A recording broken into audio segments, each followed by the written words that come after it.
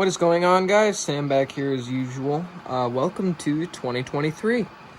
Today we're going to talk about some changes to the layout that I've made, as well as a couple of new things that you're going to see. So starting off, you may be wondering, why am I running long hood forward Genesee and Wyoming power with patched caboose with a fictional reporting mark on it? Well, this entire grain train here is what's going to be part of the Eel River Valley Railroad. Stay tuned for information on that. Alright, so we've got a couple of major changes made to the layout. I'm going to go ahead and start with the obvious. We've got the layout finished, as far as the main line for NS. So this is all the bench work complete. This is about where we left off, I think, somewhere around here. This is a new piece of OSB that I cut. I made some framing for it as well. And, yep, it's an elevation. It's just over, I think, 1.9%. It might be 2%.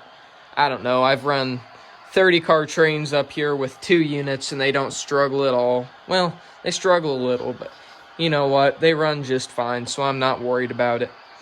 So, yeah, this is the new section. This is the part that connects the 2 levels. As you can see, that rear track goes under, and then rounding up, shoots on over there. And then over here is actually the lead for the yard as well. So if you continue onto this track, that is the main line.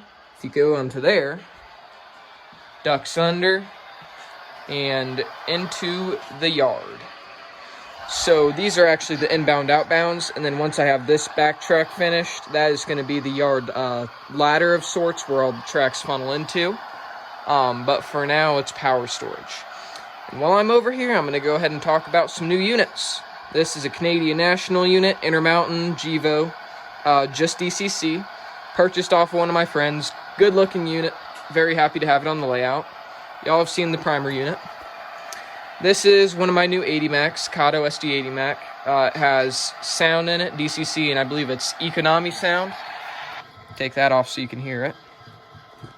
Yep, got this one through eBay. Funny story on that, speaker arrived damaged, and seller was very kind. He offered to take it back and work on it for me. I'd seen an article in the Model Railroader magazine that involved putting a phone speaker into a locomotive. I tested it with my Frankenstein locomotive, which is that Walther's Ace over there. I tested it with that.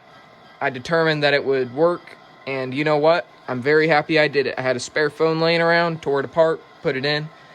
Sounds really good. Very happy with how it turned out. A little on the quiet side, but sounds a-okay to me. This is another unit that I've acquired. It is a BNSF Gevo, also Intermountain. I will be acquiring a couple more. Oh, this I got at a train show, just DCC. I will be acquiring 2 more units pretty quick. Both are more Intermountain Gevos. One is a standard NS, and the other is a nickel plate heritage unit. Those are both off of one of my buddies. So, yeah, there is new. That's the new bench work, and that's the new locomotives out of the way. Before we get into the rest of this, I wanted to go ahead and talk about some other things. This is a new kit that I got for Christmas. It is Culver's and HO by Walther's Cornerstone. Put it together myself. Looks really nice. Very happy with how it turned out. It'll be a good addition to the layout. Some more turnouts. Always can use turnouts. And then finally, new power supply. I finally got the right power supply for my Digitrax system. Alright, so now we're going to talk about the Eel River Valley Railroad, or the ERVR, or the Eel for short.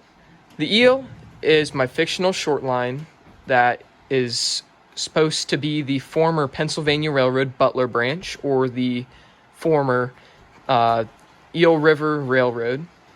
It's going to be based off of that trackage, and yeah, it's going to be as if it was owned by Genesee, Wyoming, and if it were still around in present day. So that's why you see a couple of Genesee and Wyoming units on the layout. I couldn't bring myself to repaint them, so that's why they are still around. And they're going to be put to work on my railroad. So the lore behind it, I am modeling 2 or 3 years after the acquisition and creation of the line. As you can see here, this train that I've got running around is going to be an Eel grain train. They're going to have a large grain complex, and this is going to be one of the units that is put into work on the unit grain train. We're going to have a grain train, probably, I think 12 to 14 cars is what we've decided on.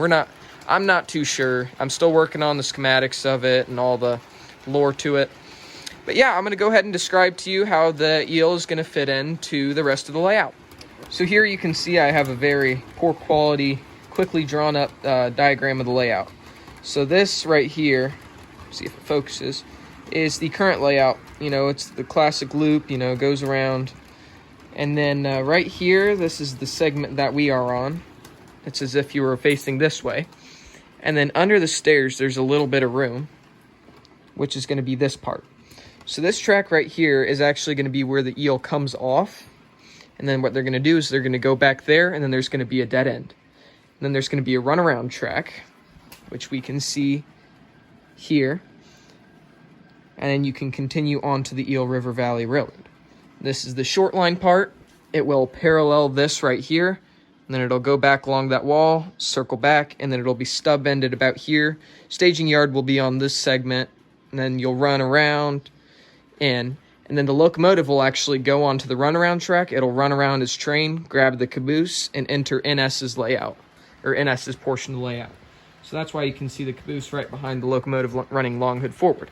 And they will run into NS's yard.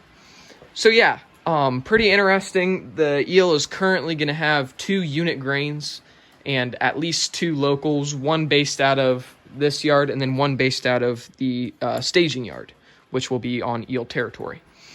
So yeah, it's pretty neat. There's still a lot of work to go, but for the most part, that's the gist of it. Here's the plan in case you didn't get to see. Pretty interesting short line, classic big grain op. You know, very, very representative of what you would see around in Indiana, Ohio, Illinois kind of area, which is what the layout is based off of. So yeah, it's a little interesting twist on the layout. It'll give I'll have plenty of industries along it that'll give plenty of switching opportunities. The new peninsula on the layout, which I've actually drawn in there, that is not going to be it. It's going to be about 2 foot wide, maybe 3. I still have yet to decide. This track isn't going to be here, I'm sorry. But it'll actually come off of there and go on to the peninsula. So basically, it'll just give you a big area to switch out, you know, add some interest to the layout. And the eel is also an opportunity to add plenty of switching opportunities to the layout, as well as unit grain trains, which is something that I love. So, yep, that's it for the eel.